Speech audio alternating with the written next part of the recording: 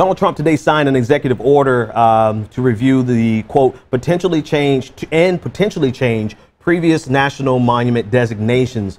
It's interesting that as he did this, he framed it as delivering power back to the states.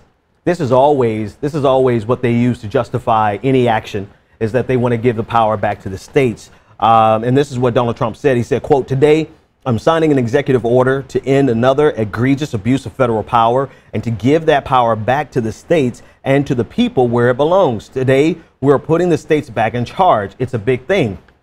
In reality, he's putting oil companies back in charge and giving them access to lands that President Obama and previous presidents had designated as national monuments. And if they're national monuments, that means that they must be preserved.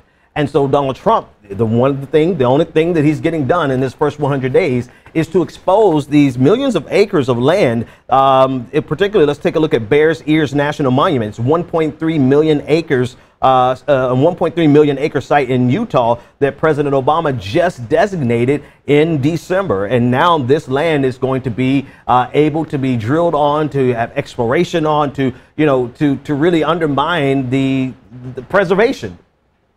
Not just undermine the preservation, but there is no longer any preservation of this land. And he's caping this. Donald Trump is wrapping this in the language of, I'm giving this back to the state. No, what you're really doing is just providing an opportunity for oil companies and energy companies to exploit this land for their profit. And so that's just one of the monuments, but there are over, there's another one. The review covers all monuments designated that have over 100,000 acres going all the way back to 1996. So this is something that Republicans have been eyeing for a long time. And in actuality, this is really directly in the purview of the president. There's not much Congress could do. If they wanted to do, they wouldn't in this case because there's a Republican House, Republican Senate, obviously.